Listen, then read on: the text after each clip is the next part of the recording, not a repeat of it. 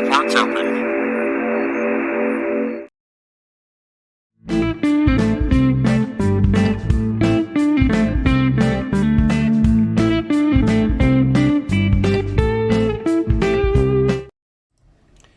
Holy Happy Hour, Batman. I'm Father Ben. I'm an Episcopal priest, ttrpg enthusiast, streamer, podcast host, and co-founder of the All Ports Open Network. On this show, Holy Happy Hour, Batman, I'm joined by heroes of the gaming and geek world to talk about life, faith, spirituality, game design philosophy, whatever comes up.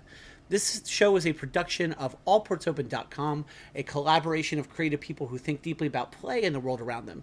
We make podcasts, videos, and games for people to both enjoy and engage with. APON was founded as a place where people of all worldviews, beliefs, and identities could enjoy and contemplate what it means to play together. So check out our great lineup of shows at allportsopen.com. We have a brand new back-to-back Monday night lineup for you starting tonight. After this show, we're going to raid straight into the Worst Days Monday Crew. It's our original indie horror TTRPG adventure written by my APON co-founder Joshua A.C. So we move things around, branching paths with Kimber and Josh moved to Wednesdays. So we thought that you all would be more interested in jumping into a horror actual play stream, do some more TTRPG content after this TTRPG talk show. So we move things around, so that starts tonight. So stick around after Holy Happy Hour Batman. We're going to raid right into the Worst Days.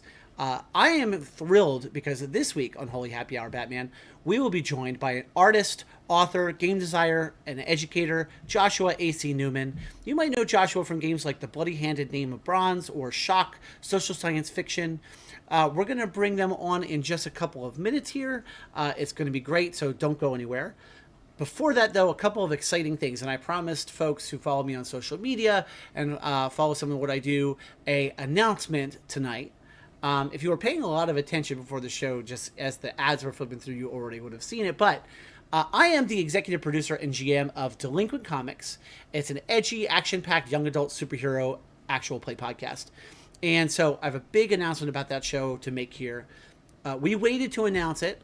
And so we wanted to tell you that we have an epic two-part special issue titled The Death of Burnout, featuring our first ever guest GM, one of my favorite storytellers in TTRPGs, Caleb Sunstead, who is the GM for the Marshal for the podcast Sounds Like Crows, which recently finished up its more than 500 episode run, and is the DM in the show Omen's Call.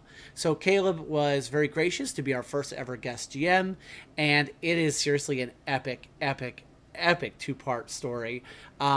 That starts October 11th with the first issue and October 25th with the second issue, anywhere podcasts are found on the podcast feed for Delinquent Comics. One more brief housekeeping thing before we get this episode going. There's going to be no Holy Happy Hour Batman next Monday. We're going to be back on October 11th with none other than award-winning GM podcaster and game designer Jeff Stormer is going to be back on the show, our first ever recurring guest. So that's October 11th. Okay, so it is happy hour, and as I like to do here on the show, we start things off with a drink inspired by our guest. So as you'll see up on the screen, we have a drink inspired. This drink it might be hard to read, and I apologize if it is. I have a better recipe card that you can have that I'll put on social media. I'll put it on Discord. I'll put it on Twitter, all over the place. Share it in the show notes, things like that. But this was I call it Fueling Desire. It is inspired by the Bloody-Handed Name of Bronze. It's really mulled and fortified wine. So I did some research really for this one. When Joshua comes on in a minute, we'll maybe talk about this. So I did some research. I wanted to read. I read about I found a journal article, and I wanted to read about what were people drinking in the ancient world. What were people drinking in Bronze Age cultures, to the best of our knowledge? I found an article about a archaeological excavation in a Palestinian, basically wine kitchen, and I read some of the stuff they were putting in their wine. They're essentially taking the wine from one end of the kitchen through several rooms to the other side, or so they think. They were adding things like cinnamon, juniper, mint, cloves, honey.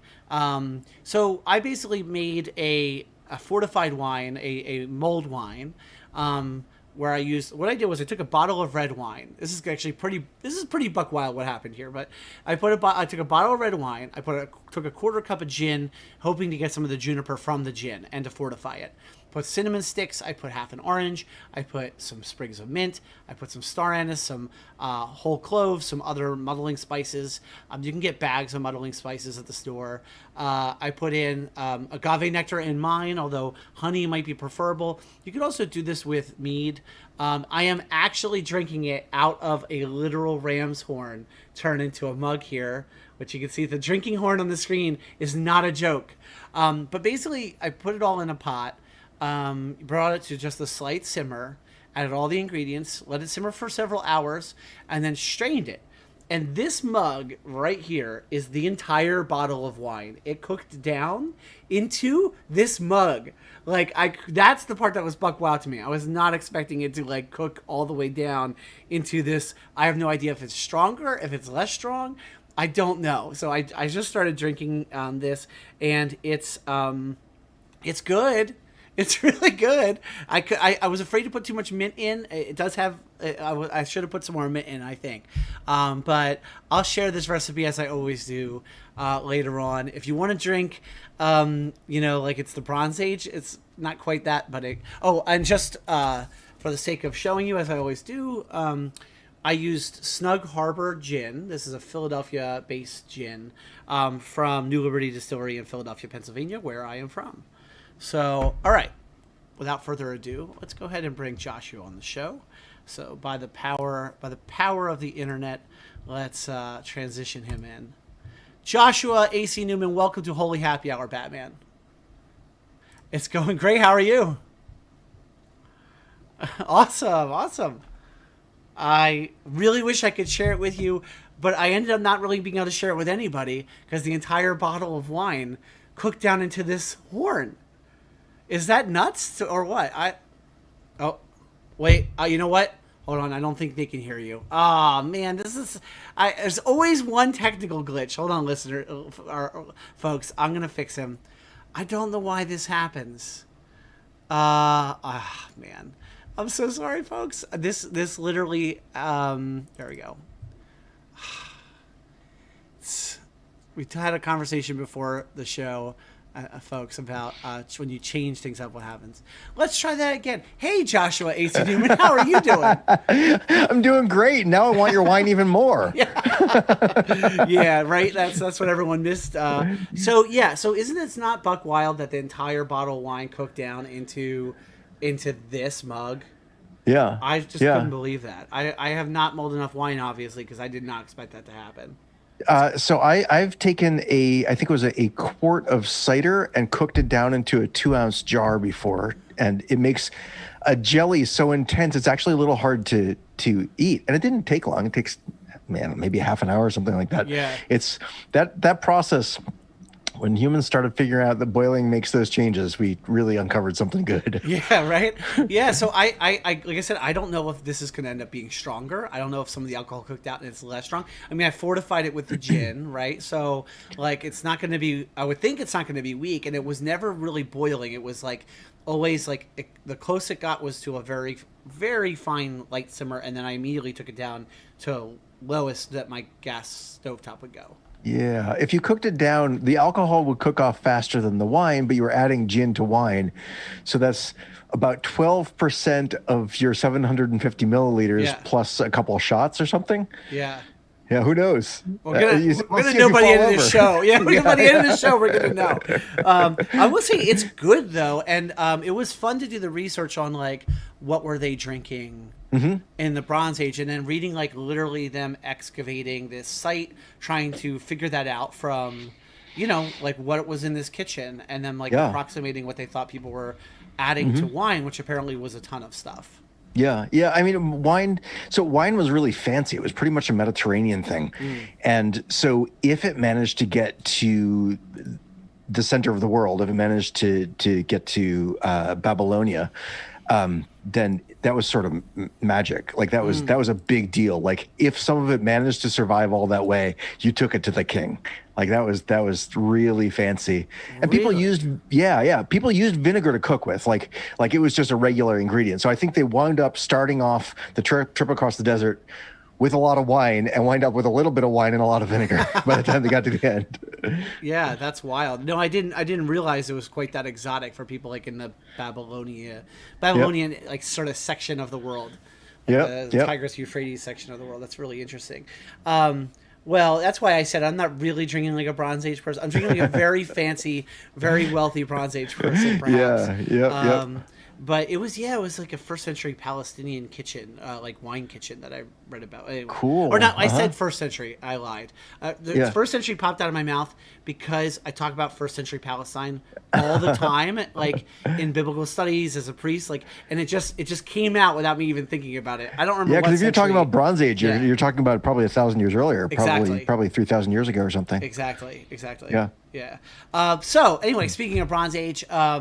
Well, I want to talk right out the gate a little bit about, so Joshua and I talked beforehand about what we're going to talk about in the show, and one thing that you said was that you were interested in talking about speculative fiction, and I know you're very interested in science fiction, so it's interesting to me. So my congregation, so my co-founder of my network, it was also Joshua Wise, and I worked together at church too, and one of the things we did during the pandemic is we decided, we're going to kind of rethink the way we do like adult Sunday school because we weren't happy with with like the way it's normally done at all. And so we just threw it out. We're throwing all that out. We're going to read speculative science fiction. And so we read, oh my gosh, I'm totally spacing on the name of the book. We read, if he's watching this, he's going to freak out. But we read, what is it, Martian Chronicles. We read the Martian Chronicles.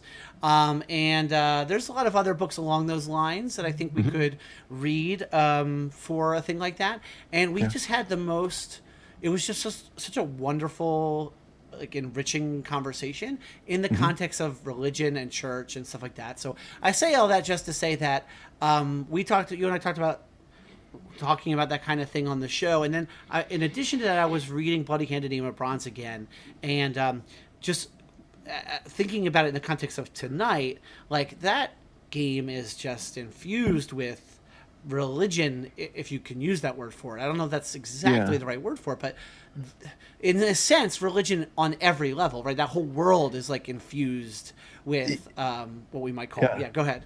I mean, the idea, the sort of mythological point where it is the moment when, like, the kings are writing the first laws, and Avram is having his weird psychotic break and talking to God about idols, and it's that moment before things make this shift, and you assume that all gods are local. If you go to a city, you don't want to piss off that city's god, unless you're there to piss off the city's god, in which case you better be able to back that up.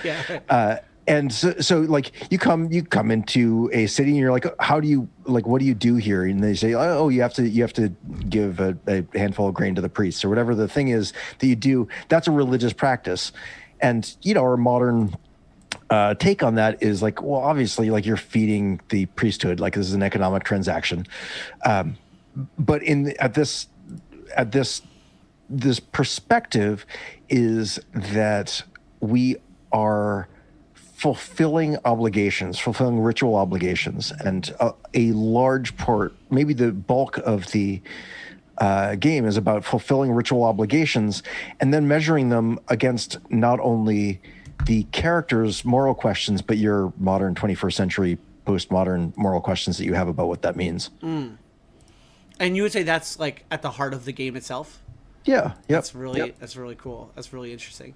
I'm curious. What I wanted to all of that was sort of a pretext for saying, like, we're asking you basically about your own like background and like how you ended up writing a story infused in that way with like, and then maybe that's setting dependent, but I'm just curious your own background, like, what's your own religious background?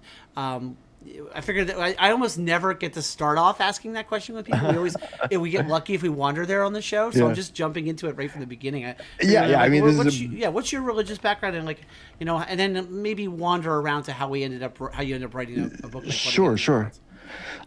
So I started off life in Reform Judaism, which is mostly where I find myself these days, and a lot of Reconstructionist Judaism,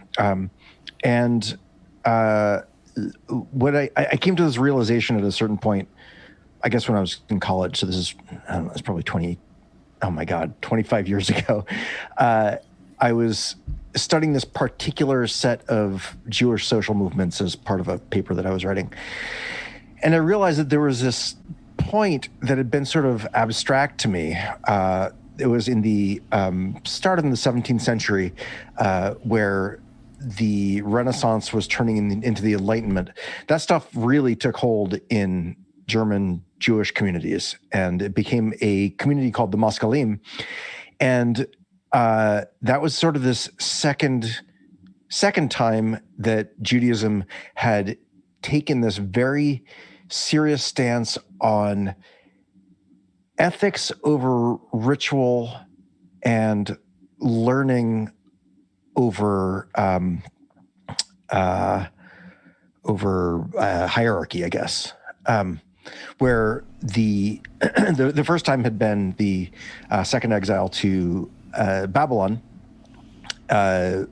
when Jews discovered that they didn't have the temple anymore, so the Leviim and the Kohanim they couldn't do their jobs. They were just anybody, and they knew how to read, because there was always that as part of the priesthood. And so they just became teachers, and lots of people became teachers. Teaching was like a family business in Babylon.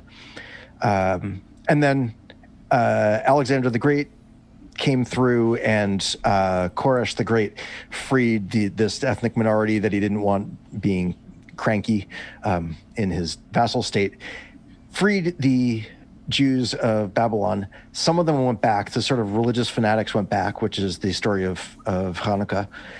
And then the rest stayed there and started to build the Talmud. And it's this enormously complex web of argument. And it got canonized at a certain point. It was written down. It's an enormous book. It was written down and sort of stopped really being able to evolve. And then there are these moments when there were Jews who had come along with Muslims into Europe from North Africa. There were these networks of correspondence that would sort of pick up these questions and add to those larger questions. But then when the Enlightenment started in Germany, this community, the Moskalim, made this movement called Haskalah, which means enlightenment. And that became this way of looking very deliberately at what we're doing, why we're doing it, what's the best way to do it. If our objective is to make the best ethical choices based on our best understanding of the truth, how do we do that? And then I realized, like, this was this moment that I hadn't really learned about in my Jewish education. I sort of knew vaguely, like, there was this split that happened at some point, and eventually Orthodoxy sort of planted a pole and made believe that they were the real ones and all that stuff. But there was this moment where that really started, and that's when Jews started becoming scientists and professors. Like that became an important part of the culture. So I started realizing that was happening, that had happened, and that was actually my spiritual lineage goes through that particular fork. Like my Eastern European grandparents from Romania, like that was their source for their Jewish understanding of the world. And I had other ancestors who probably didn't have that, but that's what wound up in our family culture. And Reform Judaism, which came out of that in the 18th century, was the sort of this movement to say, like, we have new ways of looking at the world. If we look at the world and it contradicts something we think we know, we've been wrong. This system of thought has given us the wrong answers, and we can integrate that maybe. And there was a lot of sort of hemming and hawing about it that wound up with a very bland and assimilationist Reform Judaism. But by the time I was a teenager, that's not what it was like anymore. And it had become really radical, hippie. I mean, nothing has done more to galvanize the forces of reason and ethical decision-making like the Vietnam War did. And that was one of the things that came out of it. So by the time I'm here in my 40s, or this conversation probably started in my 40s, maybe it was even my 30s. I'd been thinking about, so Vincent Baker made the Bloody Hand, sorry, he made Dogs in the Vineyard. Yeah, Dogs in the Vineyard. And that was his sort of attempt at understanding what was going on. And he's since sort of decried it. He doesn't publish it anymore. He feels I did not know that. Yeah. He feels like he sort of gave Mormonism every chance it had, and has not only failed, but become a real enemy of humanism. And so the Western as a project is irredeemably racist as a literary project, never mind Manifest Destiny itself. And so he feels like he gave it his best to come to an understanding of that environment. And I've been sort of thinking since then, whatever that was, 2005. So I did the book design for that and all the typesetting stuff. So I read it very thoroughly. And I've been thinking, like, what is the equivalent? There's this moment in the 17th century when there are crazy mystics running around Eastern Europe, very often illiterate ones, making amulets, which are usually written. So they were being written by rote by these magicians, and they would banish demons from your village because somebody was miscarrying or whatever. So I was sort of thinking like along those lines. And then I realized like, this is like one chapter ago in the history of Judaism. Like that's not really, there's so much that you would have to explain to even get to that point. Like that at that point is a game for and by Jews that I'd sell 50 copies of to people who are interested. But what was really interesting to me are the really difficult compromises that get you there. So there was a discussion on the Forge many years ago where somebody sort of made an assertion that die rolls shouldn't determine the outcome of meaningful things. And I sort of said, like, interesting. They should only determine the outcomes of interesting things, and you should design so that they give you interesting answers. And my example was like, okay, so imagine you're a wizard and you do all of your magic by capturing demons in a bottle, and you can use their power and they get stronger because you're exercising them. But sooner or later, they get sick of being in your fucking bottle and they walk out. And if those dice come out right, then you have to deal with the demon. Yeah.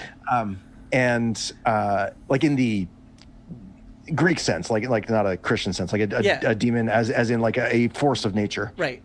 And like it doesn't need to have a moral dimension inherently, but you've imprisoned it, which does have a moral dimension. Does it deserve it? Are you telling yourself a story about how you deserve it? And eventually I wound up saying, like, it's actually really interesting thinking about what this means in the context of a culture that's finally taking a real interest in consent. And so it wound up being about those negotiations, which is very much what Avram is doing, sometimes directly in conflict with the messengers of God, or occasionally God itself. And so that's how I got to here. It's a lot of my mechanics are about compromise. So that's how I got to there. So you mentioned too, I want to just quickly ask you, but I heard you mentioned Reconstructionist Judaism also, and I don't know if you want to say a word or two about that. A lot of folks people may know, people may not know much about. I only happen to know about Reconstructionist Judaism, I think, because I'm in Philadelphia, and there's Reconstructionist Jews in Philadelphia. There's a rabbinical school here that's Reconstructionist. So that's how. And I had a professor in seminary who was like a Episcopal priest and practicing Reconstructionist person. So that's the only reason why I know. But that's like probably literally all I know about it. So so you'll also be educating me. Yeah, sure. There are people who could say this better than I, of course, but when I'm interacting with Reconstructionist Judaism, and there's a synagogue right across the river. It's a community when you can get together with people and do things. It's a community that I actually really like. The basic premise, as far as I'm able to distill it, and the reason that I'm interested, is that where Reform Judaism started off saying, in the 18th century, we're modern, we're German, we're Jews, but we're German, and that means that we're modern because it's 18th century Germany, and they're awesome as a culture right then. And that means that synagogue should look like a Lutheran church, and we should have an organ because that's modern because it's German. And it wound up hammering a lot of the very Jewish parts out of it. And, to greater and lesser degree, that was effective at modernizing Judaism. But some of those ways were just straight up, you're within a culture, the fish doesn't know what water is kind of stuff. So Reconstructionist Judaism takes this perspective that we have 4 millennia of history, and some of that stuff's really important. It's all important to remember. Some of it's important not to do anymore because some of it's wrong. So some of it, actually, that's really dehumanizing, and that compels us to hurt somebody if you take it to a logical conclusion. I don't think that's reasonable. And then you get to argue about when is it actually right to hurt somebody, because everything's an argument in Judaism. So it winds up taking a lot of the very beautiful parts of Judaism and reintegrating them, where Reform Judaism has wound up at its best and most integrated, societally integrated, where the people in it are feeling what they're doing. It's musical. It's fairly simple because everybody has to be able to do the thing. There's not somebody who's a specialized cantor who outsings everybody, so everybody shuts up. Like it's a thing where everybody gets together, sings a thing. You argue about some point about this week's Torah thing, and then you eat, and that's pretty great. But it often has wound up forgetting some important, let's say, symbolic and aesthetic aspects that when you do them are really meaningful. And they are often questionable from a modern standpoint, but questionable's good. That's how the rest of the religion goes. So are you talking about liturgically? Are you talking about like during worship or like practice?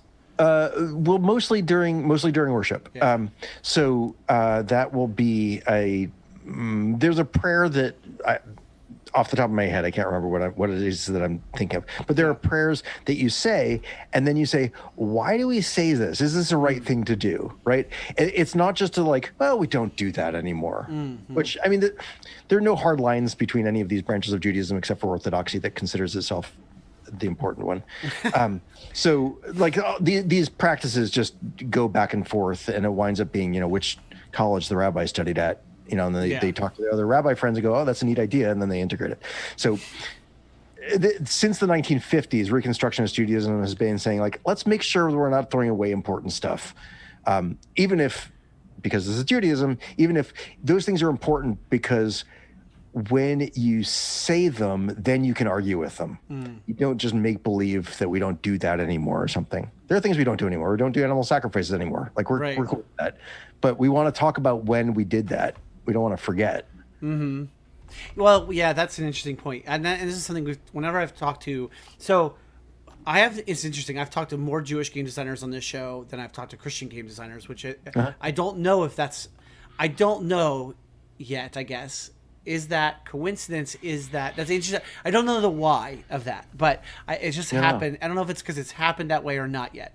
But I keep having these really interesting conversations about Judaism that link into games, and I think, and it's really interesting. But the conversation we keep having about what you just said is that and something I long for in Christianity that I wish we were better at is the idea of remembering as a part of what we are doing here. So and when I say here, I mean whether that's in community or in worship or whatever, in liturgy and practice, that there's something that I've always found to be present in Judaism that I long for in Christianity, which is this appreciation for a strong need to remember. Now, I don't know if that's because of being of the long history of oppression, if that's I don't know. That's part. Yeah.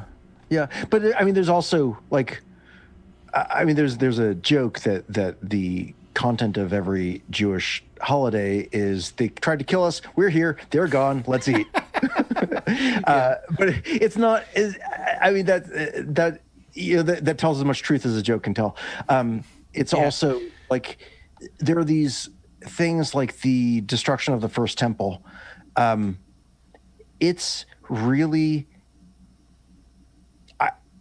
in many ways, it's the best and most important thing that has happened in the history of this culture. The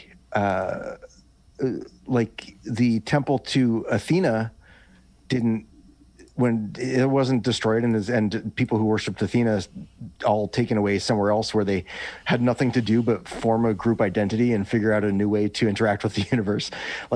It was they just sort of evolved their thought into other stuff and wound up in snarly little things with Trojans and Romans and Etruscans and so forth. And, it just sort of evolved over time, but it evolved in this way that didn't have that pressure to remember something extremely productive as though it were a tragedy. Not that it wasn't a tragedy. I mean, it was a network of city-states that was invaded, and a lot of people were killed and burned, and everybody was taken as slaves. Yeah. It just happened to have shaken out where we were able to extract something really positive from it. Like on Sukkot, the citron thing that we have as a ritual object is from Babylon. The etrog is a fruit from Babylon. It grows in Iraq. And every kid at Sukkot has been like, it looks pretty shiny, it smells good, I'm gonna try to eat it, and it's awful. And it's because you're eating the wrong part. You eat in an etrog, you eat the pith. That's what it's raised for. I didn't know that as a kid growing up in New England. Every kid I know is bites and goes, oh God, it's like eating an orange peel. But that's a thing. Like we remember Babylon. That's what that's about. Is this beautiful moment in history that started off with an utter horror, and yet when the option was given to go back, almost all of the people said, "We're not going back there." First off, the people who really want to go back are fucking crazy religious zealots, and we want nothing to do with them. Second off, we're free. We're in Babylon. It's the center of the world. We are scribes and fishermen and farmers, and we own schools. Frankly, we're too busy to go back all the way across the desert. And I think those things were also really good at remembering. It's often phrased as tragedy. And I was just discussing this with my dad. We often phrase something as tragedy, I think, because it's an important Jewish value to recognize that the universe doesn't actually have a moral center. People make this moral center, and we have to remember these things are compelling to us because of this tragedy, but that doesn't mean it's bad. We're grown-ups. We can say this was extremely painful. It would be better if it never happened, but it did happen, and now we can make something beautiful. Yeah, it's interesting that you phrase it that way, because I feel like one of the other kinds of conversations I've had a lot on this show, just because we started it in April 2021, has been around like the impact of living in a pandemic the last year and a half, which is a tragedy. It's a bad thing that happened, but also I keep having these conversations with people about some of the beautiful things that came out of it and some of the positive things that came out of it. And I feel like sometimes we're all walking on eggshells because we are afraid to say what you just said. We're afraid to say, you know, yes, this was a bad thing that happened for a lot of people, and there was a lot of hardship for all of us, but also this beautiful thing came out of it, this positive thing came out of it. And that's what it, as adults or even children, maybe we teach our children to live that way or to think that way. But I think we've been, well, at least in a lot of the circles I've walked in, or conversations I've been a part of, or even myself, you know, feel like we're walking on eggshells a little bit to name the beautiful part of that. Yeah. Feel bad. And I mean, I think part of it is being sensitive to people who, I mean, there are a lot of people grieving for all different things. And like, it's not cool to go to somebody's funeral for whatever their culture is and be like, well, it's for the best. Like, fuck you. Who are you to say that? Exactly. Right? Yeah. Like that's clearly inappropriate. And there's so much of it, you don't know when that's what's going on for somebody. Yeah. Like it's not just people dying of COVID, it's people dying for reasons related to COVID. Yeah. You know, it just had all these enormous knock-on effects, and it's very difficult. And being able to respect that, I think, kind of has to happen on a person-to-person level. It's sort of happen on a Discord or something, because you don't know, like, whose mom has COVID and is probably okay, but that's the most stressful thing they've ever heard. You know, whatever the thing is, you know. I have a friend who died of cancer probably a month ago. Like, the COVID didn't make him die of cancer, but it made him die alone. Like, it was, you know, it's just terrible. Yeah. And so, you know, now his wife's support network is all sort of holding her up, but it's not right to tell her, well, you know, it's all for the best, you know, God has a plan. Right. Like any of those things where you're trying to cheer somebody up is really disrespectful of the emotional universe that you don't even have a glimpse into. Absolutely. Just fucking ask questions, you know? Exactly. Well, there you go. Ask questions. So, well, I'm going to hard pivot if it's okay, because I want to kind of get back to your background a little bit and ask how you ended up game designing. How did you end up doing game design? When did you first experience TTRPGs? Like, and then when did you know you wanted to write some? I mean, where that started was when I was 8 years old. I got the red box of Dungeons and Dragons. Yeah. And I loved what it said it was doing, and it didn't seem to do it. And as I got older, I kept realizing that I was sort of swinging wild for a little while, trying to figure out exactly what it was that worked or didn't. And, you know, I was like, well, maybe the dice is the problem. I would use a different dice system. And like, by the time I was a teenager, like, it's just sort of how we played role-playing games, is that somebody would think about, like, what's not working? How would I fix it? And it was a lot of guess and check. It wasn't even quite trial and error. It was just sort of shooting in the dark. I know exactly this moment where the rubber really started to meet the road. I was living in New Haven, and we'd been playing GURPS, and I was running a science fiction game where the PCs were traveling around the asteroid belt. They'd graduated from Mars University. They're traveling around the asteroid belt, and they were basically hired advocates. So they're sort of action lawyers.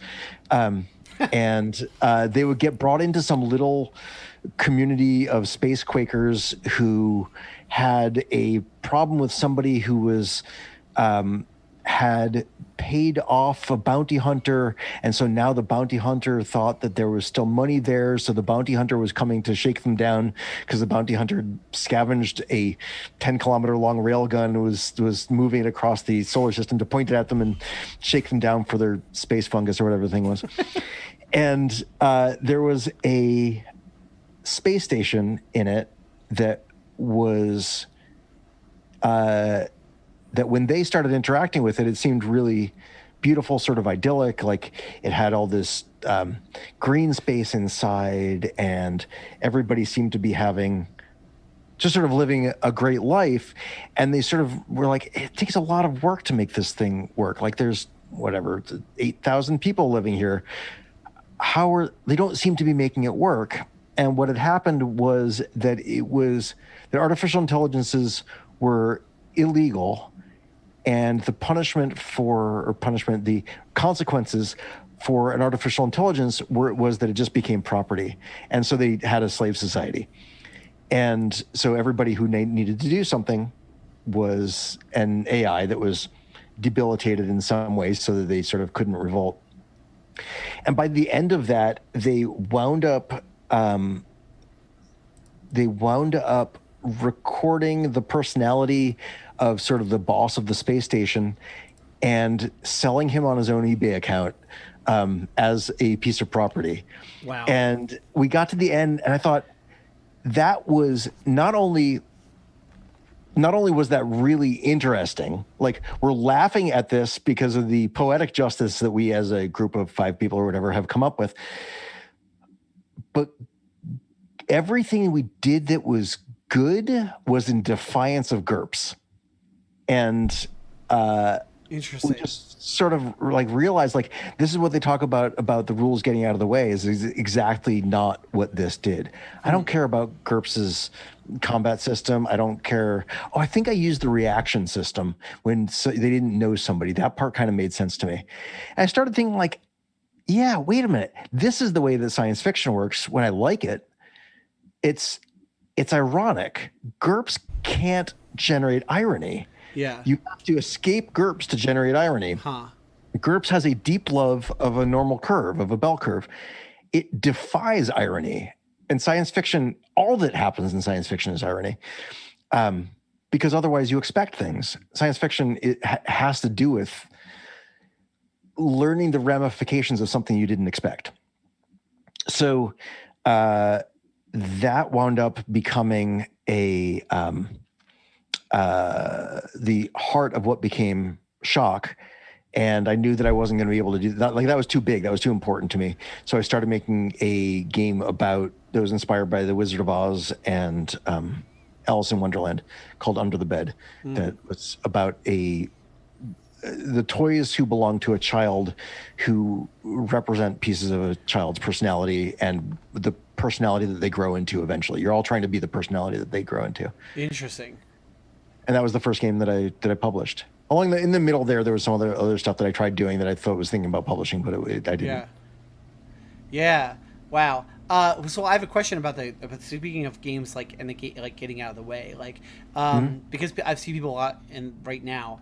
People are talking about this a lot right now in like the ttrpg community, and I don't know how much you follow sort of like the Twitter discourse, but like people have been discussing in particular something that just happened with a big D&D event a few days ago that involves like just whether or not you should keep track of hit points. The argument that people are having is whether like you should keep track of hit points for a monster, or whether because they found out that somebody didn't keep track of hit points. This GM in an actual play stream for D&D for Wizards didn't keep track of hit points. Just let the monster die when it was the most satisfying and cinematically epic. Yeah. And so you have like camps pop up, right? One camp says like you're not playing a game anymore when you do that. It's like, what are you even doing? It's not D&D anymore. You got to follow the rules. Another camp is like, so I'm just curious your thoughts about like the idea of like rules getting out of the way. Does that mean the game's not functioning right? Like I don't know, your sort of philosophy on that kind of thing. Yeah, I mean, you can drive a car on 3 wheels for a little while. I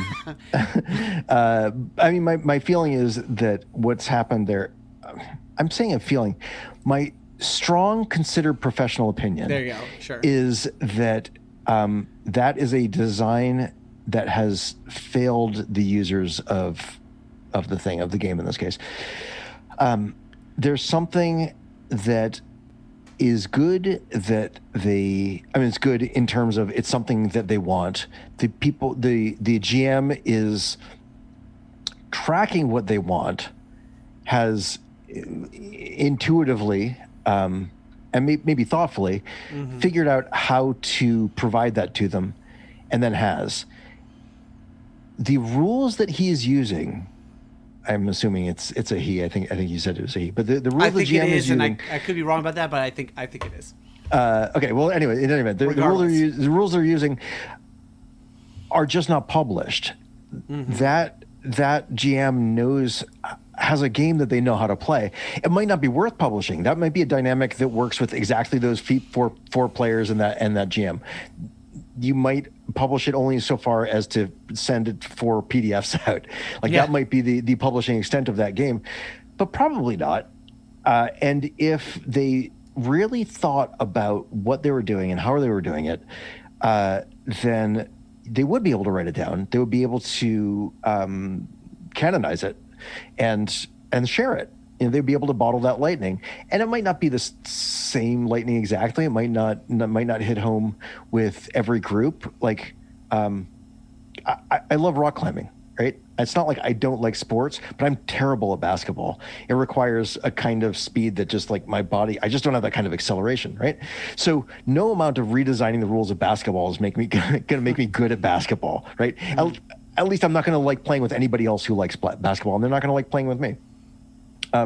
Which is fine. That's just not my talent. It's not my interest. I like watching people play basketball because I love watching people who are good at things.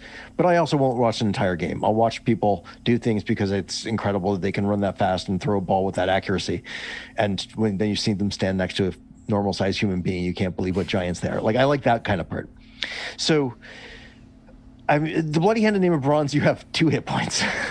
And there's you, and then there's you half dead, and then you're dead. And you must depart for the waters of the underworld, which I phrase with some ambiguity because maybe you're a ghost. You could really screw yourself on the way to the waters of the underworld if you want to. Sure. If you got nothing, you've got nothing, and then it probably would have been better for you to have left the waters of the underworld. Maybe somebody needs to find your skull and put it back on your head and then throw you in the ocean or something. Yeah. So it's like that because I want it to matter. So I'm the co-designer and publisher of Mobile Frame Zero, which is where you build Lego robots, a team of Lego robots, and fight them. And there's no regular hit points in that. If one of your frames gets hit, then you're going to lose your armor or your gun or your jetpack, whatever the thing is. That costs you for the next round. Those are resources that you're using. You need to redesign your tactics because you took a hit. And if you're doing an awesome job of playing, you're saying, I might take some hits here. I know what I'm going to lose. You get to choose as the target. You make a strategy about what you're going to do. You might be right. You might be wrong. Your clever idea might be less clever than your opponent's ideas or whatever. But the options that you have change as soon as you get hurt. And ideally, as soon as anything happens, right? If you move your piece on the board, that changes the situation. Getting hit is one of those things that does that. So you can be harmed in the Bloody Handed Name of Bronze, and you can be shamed, which is the same as being harmed. Name dealers are not subject to shame. Fated heroes are. They have fragile little egos. And so if they take harm or shame, they're half dead. And all of a sudden, whenever they roll the dice, for most of the things that they're trying to do, there's one of them that says you don't lose a mortal die of jet, because if they lose that, then they're dead. All of a sudden, everything else is worse because they have to spend a strike on that one thing. And they might do awesome. They might roll great, and that's just fine. But it's restricting their options all the time. And so that's my feeling. Right. If you want that kind of thing to be there, make it be there. Right. Monsters die all the time in the Bloody Handed Name of Bronze, and also they eat heroes all the time in the Bloody Handed Name of Bronze. That's how the rules are designed to go. By the way, I do love the way that book is written in the sense of you said it purposefully vague. Like, Yeah. that's a great way of saying it. I feel like it's like a literary vague. It's like a, it's like, it's like a written, it does, nothing about it feels vague while you're reading it, right? Like nothing about it feels vague in the sense that like everything is infused with all kinds of flavor. You know, it's like extremely immersive and flavorful in the reading. But from a perspective of like other game design, it's vague in the sense of like rules in certain parts of it anyway. Like you mentioned, like death, like it's not described as death. It's described as going down to the waters of the underworld. Waters of the underworld, yeah. And like that could mean so many things. And that's so it's like written for possibility. Maybe would be another way of writing it. Yeah, that's a good. So the rules, I write rules so that they are the levers that the players can grab when they want to make sure something happens. Yeah. So they're not how you avoid something happening. I mean, that might be what you want to do, but you're not shying away from things happening to you. You're making things happen. You're the protagonist of the story. You're drawing a moral line and saying, this matters to me. And then, maybe you're like, oh, I'm going to redraw that line now that I think about it. But like that's your editorial prerogative. And when when we're talking about things that are vague, like Tiamat, who's this wise chaos mother, is described one way in the text and drawn a completely different way. The description is from a cuneiform tablet. The drawing is from a relief. Those are both in Mesopotamian myth. Those are both representations. I don't want it. It's not like a monster manual. It's not taxonomy. This isn't Audubon. We're not accurately describing something. We're sort of soaking in mythology. And part of what that means is when you do something, we need to know what your options are. It's very, very strict about when you roll the dice, what the consequences of rolling the dice are, because those are your powers. We can't be vague about that. But they do say things like rules are triggered by like, if somebody's coercing somebody, so you need to determine if they want something from them and they're threatening them. Is that sort of like, is that a real threat or is that an offer? Like that's a judgment of somebody at the table because that human judgment is absolutely central to play. So I guess maybe that answers, I was going to ask you this question and I wonder if you were just touching on, maybe they're interrelated in a way that I hadn't quite thought of, but I was wondering if some of these questions about rules that we see constantly like in the TTRPG community, like this one about hit points and whether that person should track hit points or not, whether that kind of distracts us from getting to like deeper questions, moral questions, or the questions of like what stories can, like the kinds of stories we can tell through games that like maybe can help have an impact in our complex society, whether we get bogged down in these kinds of things and so never get to more significant things. But maybe actually the interplay between the moral questions and the rules is actually more, it's more related than I was thinking of them. Oh, I think it's very closely related. Yeah. If they weren't related, then we wouldn't have 613 commandments and Robert's Rules of Order and, the Constitution. Like those are the rules that we play by because they have moral consequences. So then I suppose that these questions so I should think, maybe I shouldn't think quite as, the discourse can get pretty petty. So don't get me wrong. I'm not saying that we've just justified the discourse. But I think maybe sometimes I think that they're a distraction, which maybe they actually could or do hit on an important conversation. I don't know. Yeah, I think that question of what can we say with these rules is really, really important. I was just giving an example to my students of, there's a circle with little horns on top and a little cross on the bottom. And that's Mercury, right? That's the planet, that's the metal. It has particular astrological and alchemical meanings. You can describe a personality with it. And then we also have a symbol which is HG80, which is Mercury on the periodic table, and it has an atomic weight of 80. And you can say of both of those that they're a liquid metal, but one of them you can describe a personality, and the other one you can use to make mercury chloride. You can't make mercury chloride with the alchemical, the circle with the horns and the cross. That system of thought doesn't work like that. But you can make mercury chloride. In fact, that comes off the top of my head because it's something that people make by accident and is very bad for you. But that you can describe what that happens. You can describe why it's a poison. You can describe what its industrial uses are. You can't do that with the alchemical symbols, particularly since you're bringing along with it the personality that you have to have in order to make it happen. It just doesn't. Those paradigms are they overlap, but they're incompatible in meaningful ways. So, like, can you tell a story about moral lines with Dungeons and Dragons? Absolutely, only because the rules are so strict that people largely ignore them, and then they call the activity that they're doing anyway Dungeons and Dragons because those are the books that they have in front of them, and those are the dice that they have. But anybody who does that also knows that there are times when that has really failed them. Remember the times that it succeeded, where something funny happened because somebody got their comeuppance, or because they died for a good cause. Whatever those things were, those can happen. Sometimes just the die rolls shake out that way. But then it's the narrative that you're telling yourself that's generating that, and you're selectively editing the memories where it didn't happen and it could have. And my feeling is you design for those questions, and then you present it as a game that asks that kind of questions, and then play helps you provide your answers for it. What kind of questions does Shock ask by design? Well, so it asks you to establish opposite ends of a lever of praxis.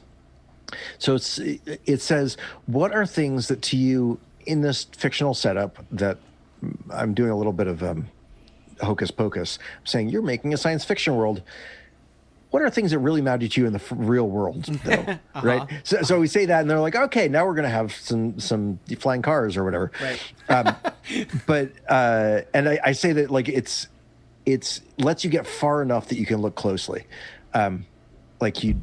I like that phrase a lot. You don't want to. It lets you stand back far. You know how you have to use a magnifying glass by sort of going back and forth until it's in focus? It lets you move that back and forth.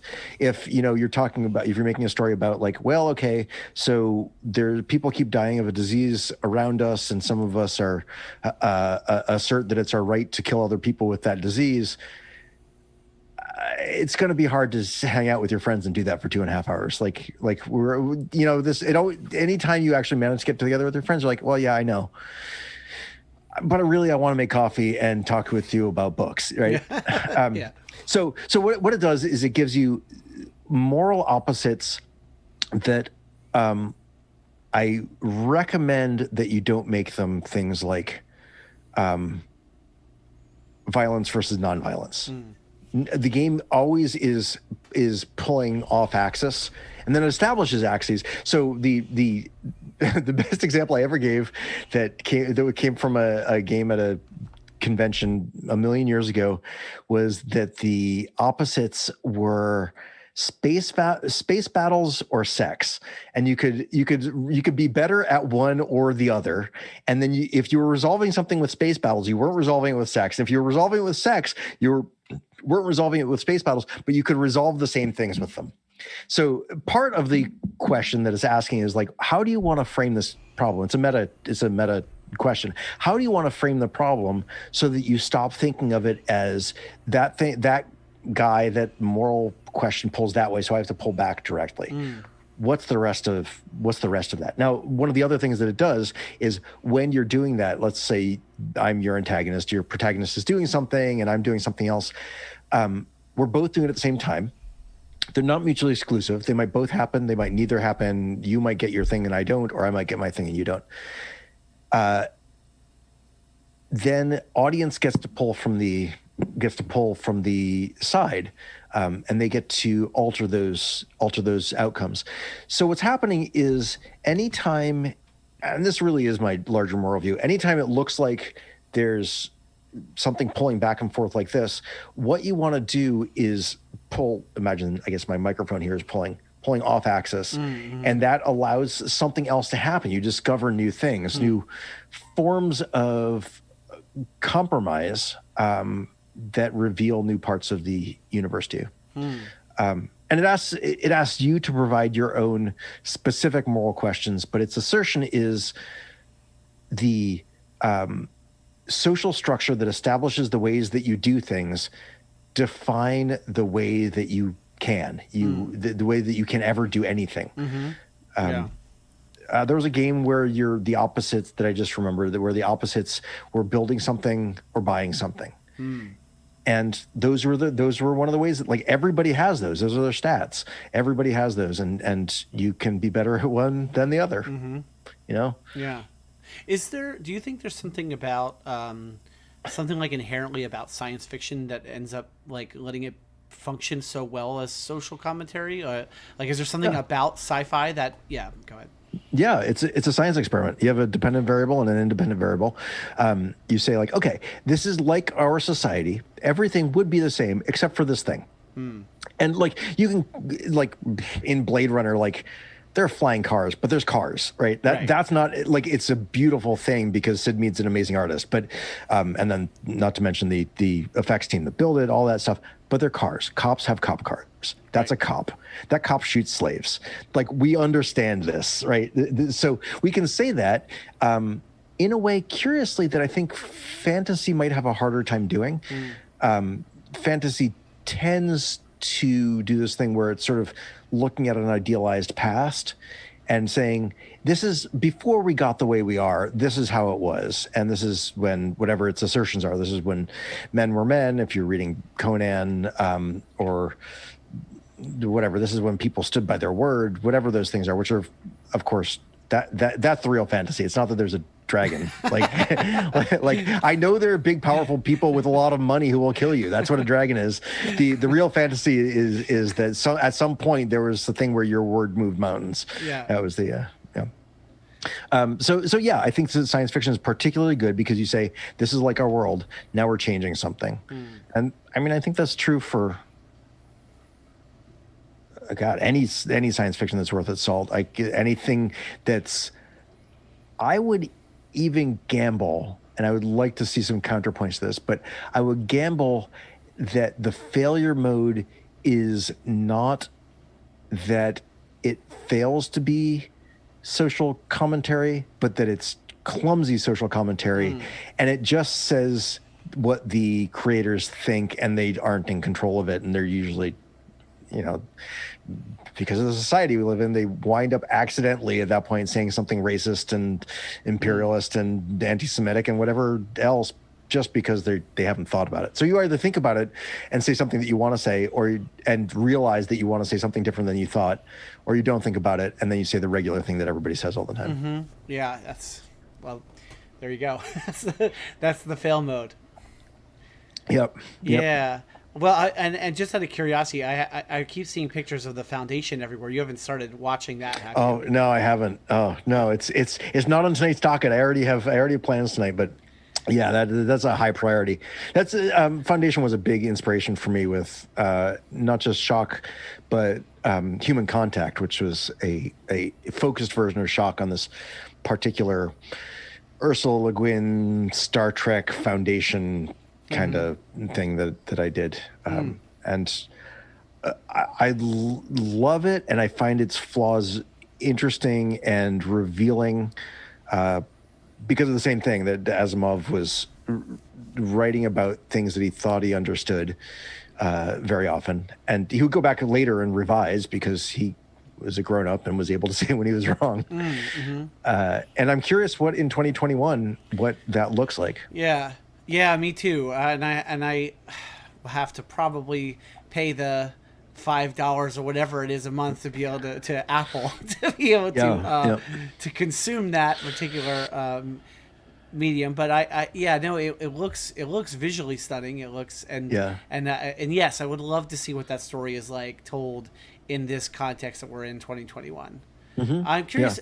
Well, anyway, we can get lost in. Part of me wants to get lost in sci-fi because I can, because I just had that way of thinking of it as success, like as a failure or not, is really interesting because I'm just thinking of different science fiction I've consumed lately and whether or not I think it passes muster. Like I watched the first 5 seasons of The Expanse. Do I think in the end The Expanse? What does The Expanse really have to say? And I don't know. I guess think I need that story to end before I can make that judgment, perhaps. But endings really matter. That's actually. I mean, you'll notice that in my games, there's always like, this is how, in some way, whatever the unit is, this is how it ends. This is how story ends. This is how a character dies.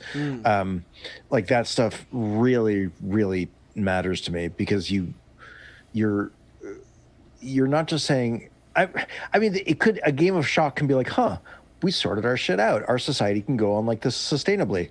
That happens probably 1 time in 10. It's actually the reason I wrote Human Contact, is because I wanted there to be societies. I wanted there to be some hope. It was just lots and lots and lots of Logan's Run and Blade Runner and this is the last generation in this world. Right. Yeah. So how did you try to design for hope? I did a couple of things. One is that I gave everybody, I made it hard to make villains. Everybody was doing their best for the best reasons, even if they were wrong. And like sometimes their best for the best reasons are really fucked up. Like, this is a guy who owns this planet. Like, that guy's never going to be a good guy, right? But everything else that's going on, who you're interacting with, they might disagree perhaps very strongly about what to do about it. And we want to see how that fleshes out. So one of the things that I did was I said, like, okay, so Shock is made to make a single science fiction novel.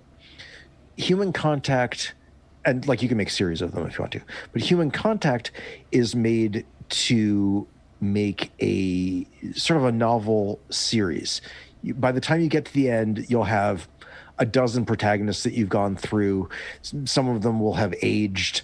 The society will have evolved. So what happens is, so in Star Trek, particularly Next Generation, which this is a little bit more thoughtful, they show a planet's got a problem. They're like, well, this is how we do it in the Federation. They're like, well, we don't do it that way.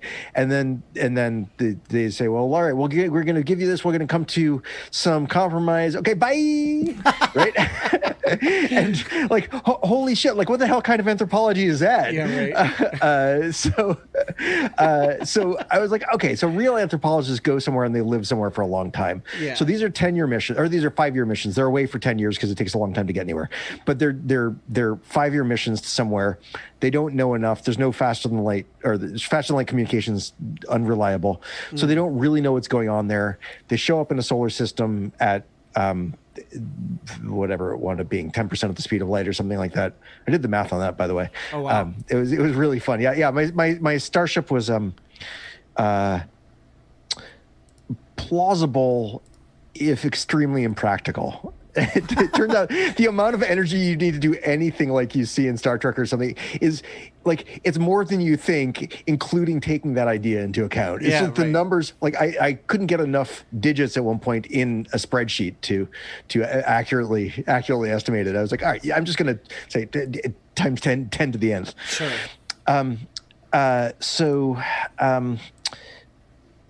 What happens is you play the people who are leaving, and sort of the little social knot of these there's 100 people. They live in a space the size of a shopping mall, which is sort of like how the Enterprise is set up. And they all want to be the first to publish an idea in a scientific paper, or they're musicians and they're going and they want to understand this culture's music. Maybe they have sort of political aspirations, like they want to really make their name with this thing. And you sort of do their catty university bullshit for a session. And then you go to the place where you know that they're going to show up, and they don't know that these people are coming. They're coming from star systems away. It takes them years to get there. It takes them 5 years to show up. So they have a social system that has its own ups and downs, and people are trying to move it. The social movement is already happening, because social movements are always happening. By the time the Contactor shows up with its space hippies, the social environment is already on the move because societies evolve. And what happens is they mechanically start learning from each other. They start gaining each of those practices that I said. They start trading them, and so the people from this planet. It's usually a planet. The people from the planet start gaining the philosophies and techniques of the academy, and the academics start gaining the processes and techniques of the people on this planet. And then you're there for years, right? People fall in love. They start having kids together. Somebody wants to join the academy. Everybody else thinks that that's in defiance of God, who has a different starship or whatever the thing is. Yeah. And you wind up with something that's just textured enough. You don't want to burn the planet down at the end. That was really the big part. And I played some characters in that game who were really mean and jaded, and what was really fun is watching that character evolve. Literally, I think she was over 100 years old by the time I cashed out the character. By the end, she was just politically extremely powerful, and I was like, this has got to be exhausting to be her. She's like 400 years old at this point. It's got to be really exhausting to be her. She doesn't want to do this anymore. She was a neuroscientist, and she understands brains well enough that she thinks she understands people completely. Yeah. And so she wound up cashing in all of her political capital to get her people lined up with the interests of the people that they've been visiting, and she just started over as a plant biologist, learning stuff from her niece who was 300 years younger. Wow. And I was like, it's a really good ending for that character. Yeah. And if the world was just going to burn down, she just would have been right. She just would have been jaded until she died. Yeah, it's interesting how the context there changes the end of the story for that character, right? Yep. And so, like, depending on whether this game produces stories that end up being tragic or stories that end up being hopeful and positive, like, context changes for the outcome for the character. So the character's narrative inside the story changes because of that context.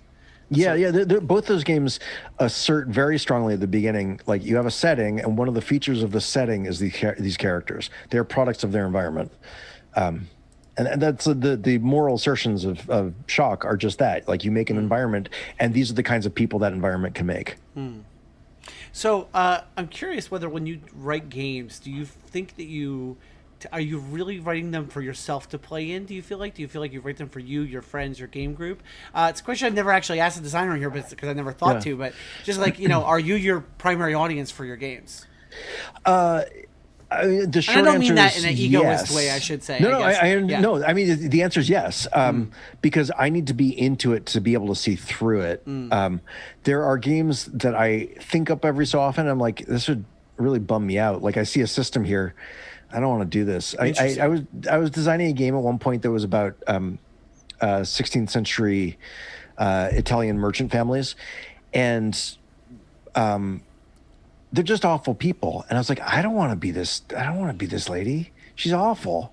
Like, I set up the characters up the what goes into a character, sort of the levers that they can pull and the thumb screws they can turn on other characters. And I was like, fuck this. I don't want to finish this game. This is an awful person. I don't want to be an awful person for 2.5 hours. That's interesting. It's interesting because that's a really fascinating world to play in, right? Like, it's like or maybe not. When I say to play in, I mean theoretically, right? Like, what an interesting world to immerse in, right? Like, 16th century, like, mercantile, what is now Italy, right? Like, Venice or something, and like, wow, that's really fascinating. But then taking a step further, like, but do you really want to play this? Yeah.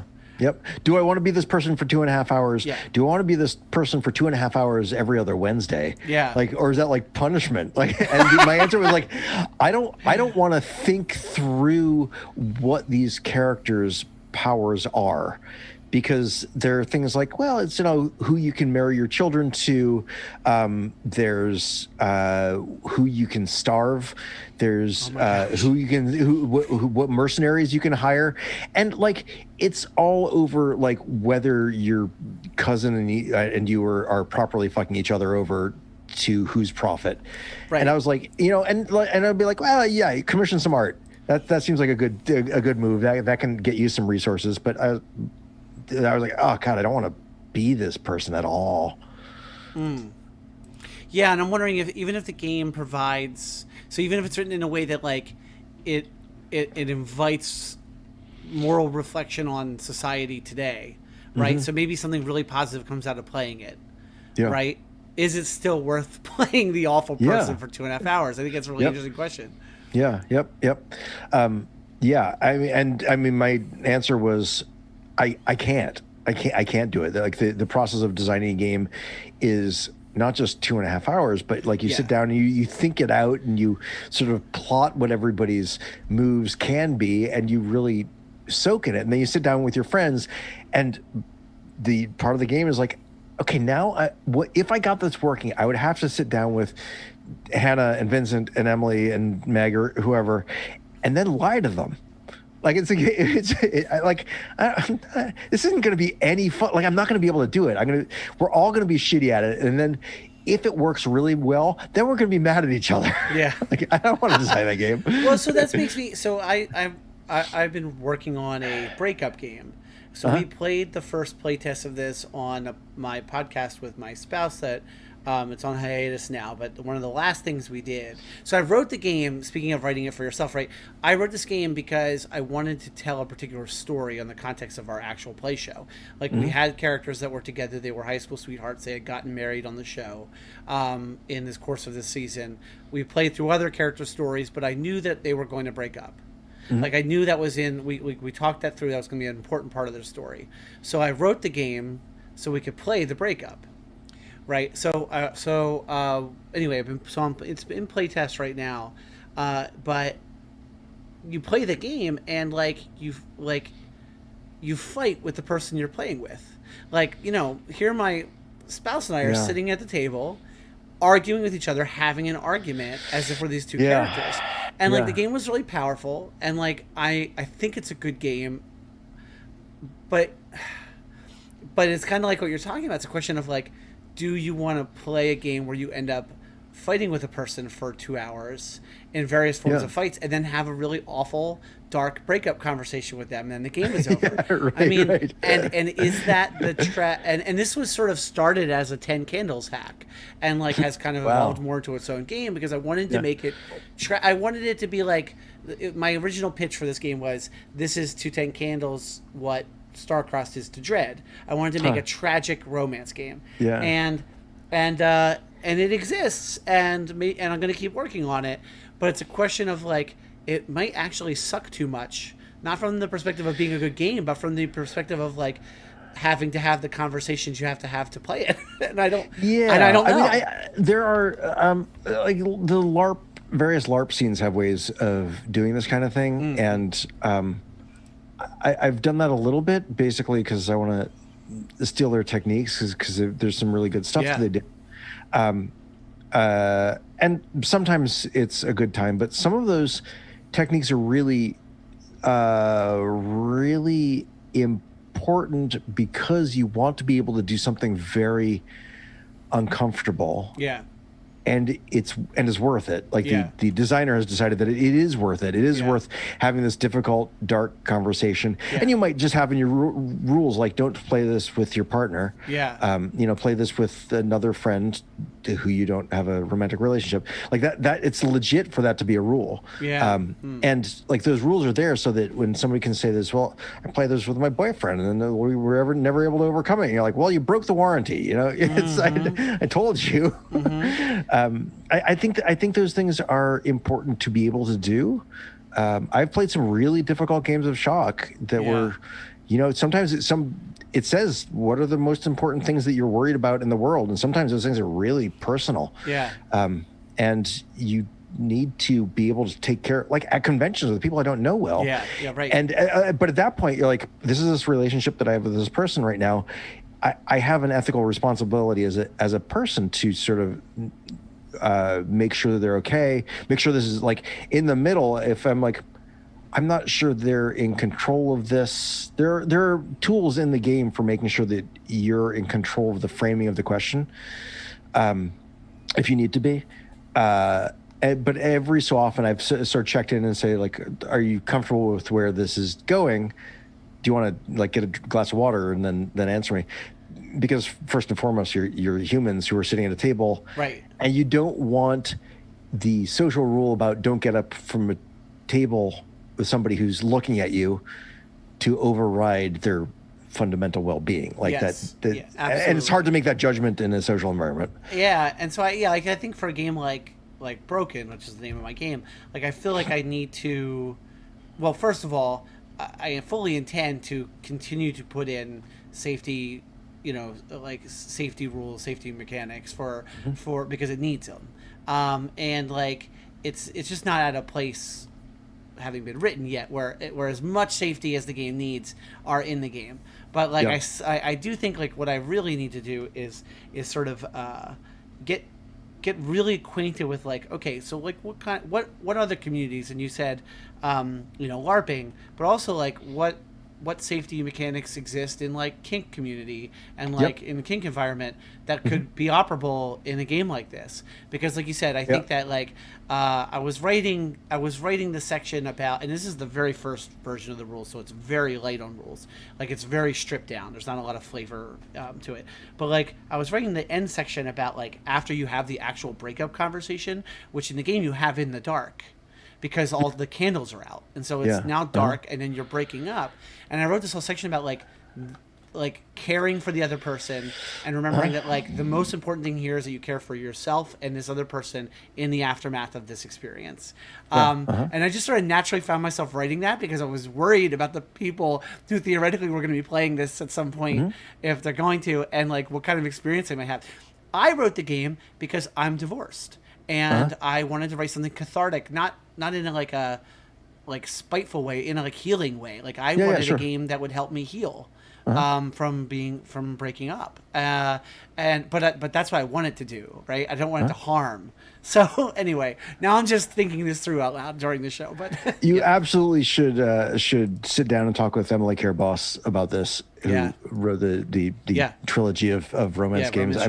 I'm sure she's thought about how to write this game in her own ways, and I think you definitely benefit from that. I'll have to reach out to Emily and see if she will talk to me about it. I would love to. Emily's games and Emily as a designer are a huge influence on our show, Pot of Love. We played the game from Romance Trilogy as part of that show, and so we should definitely do it. But yeah, anyway, I was all on the side sort of about that. But like I think like designing for the responsibility around, like, it's an interesting question of like when you're designing, like the responsibility you have for the people who are going to end up playing it, right? Like, and how much responsibility you do have as a designer and how much responsibility you don't have necessarily. Like you said, you broke the warranty. I mean, that's probably an interesting way of thinking about it, right? Like putting in rules like, well, maybe don't play under these conditions or across these lines because you might do harm if you do that. I'm trying to, there are things at least that I establish as rules when I'm playing at a convention. Like, I guess I will tell people, like, when they will suggest a social issue that I can tell is really personal. Like, there's one thing that's when it's something that's a political thing that's really important to you. It's another thing when somebody sort of, without a hint of a smile, says that that the social issue they're concerned about is rape culture. Or I say, like, all right, I want you to think very carefully about if you want to play a protagonist who addresses this and maybe changes it, or if you want to establish the parameters under which it exists. You can't do both.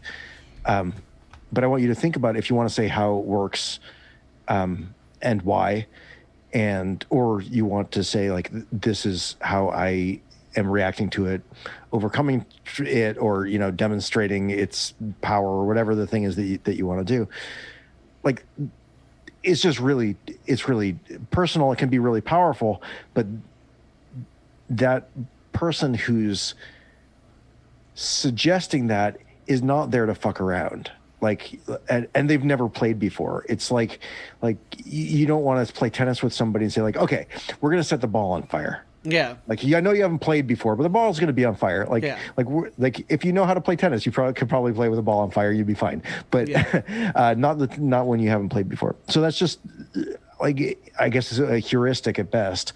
But I've gotten really fond of writing heuristics into game rules, where I just say, you're a human, I'm a book. I don't know exactly what's going on right now. I don't know how you feel. Yeah. But here are rules where, let me make sure I'm phrasing this right. In Bloody Hand in the Name of Bronze, there's a move that fated heroes can do called Follow Your Passion. And it's, for the most part, for it's like Paris and Helen, or it's when a hero says, fuck it, we're doing it, right? And that's all of the ill-advised sex all throughout mythologies, all follow your passion. It's also when you finally blow your top and yell at your dad who throws you into Hades or whatever. So it's when, like, you don't care what the consequences are. You're just following your gut, and you're allowed to do that because you're probably going to be king of this entire city-state anyway, so the people let you do whatever you want. So there are 4 possibilities, of which you can only possibly get 3. And these are the options. Most of the time you get 1 or 2. It depends on the situation, but sometimes you'll get 3. The object of your passion pursues you, but if you pursue a companion, that is to say another player character, if you pursue a companion, they may shame you. Shame you, keeping in mind, will make you at least half dead if you're not already half dead. Right.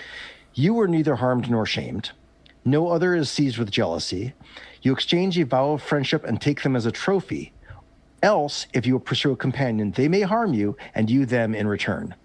So what that means is, this is a convention-heavy rule because people don't necessarily know each other very well and often are sort of jazzed up and sort of act inappropriately. Often is the wrong word. It's where I've seen it actually happen. Sure.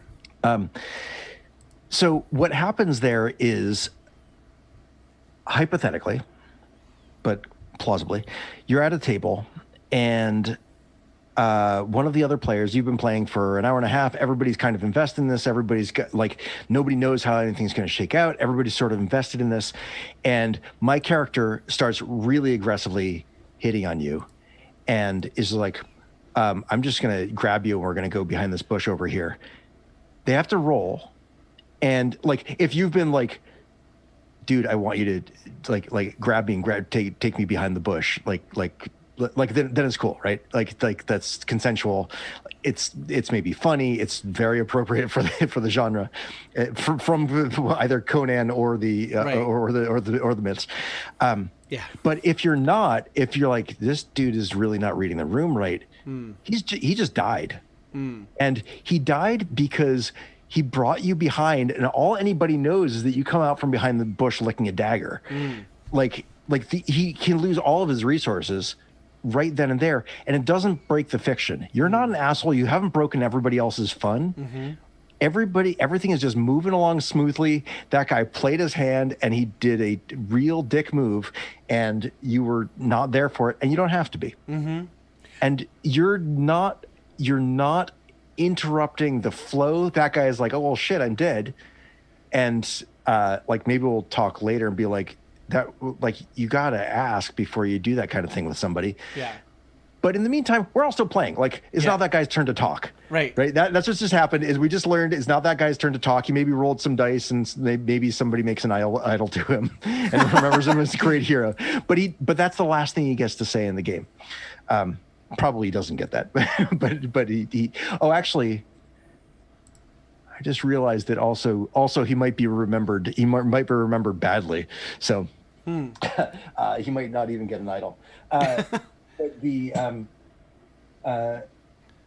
that is a safety tool that's there in a different way than the X card is, say. Right? Because the X card is like pulling a ripcord. Like everything, like, it's supposed to just, like, I just put out the X card and then we just move around it.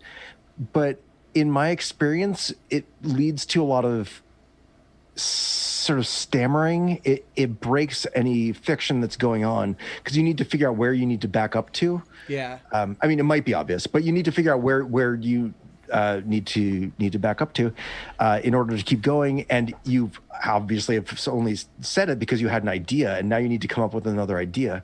So I feel like it doesn't as a mechanism suit every circumstance. Yeah, I was gonna say it's good to have the ripcord, right? Like you want to have the ripcord because you might Sure. need to pull Yep. it.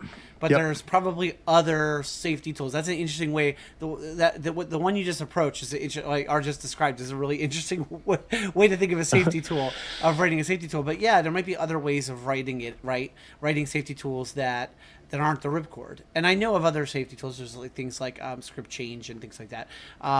But to build it into narratively the way Bloody Hand and Name of Bronze does in that example is really fascinating, like an in fiction, in narrative safety tool. Yeah, and I think that's important, and that actually came about because in an earlier draft it didn't quite work like that. Yeah.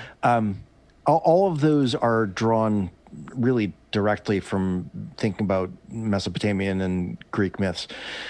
So I was just sort of reporting them as I found them, and Conan and stuff like that. Yeah. I was sort of reporting them as I found them, and it was not written to be a rule that you could use to have your character rape another character. Right. But unintentionally it came out that way just because I was like, okay, here are the things that happened here in this circumstance.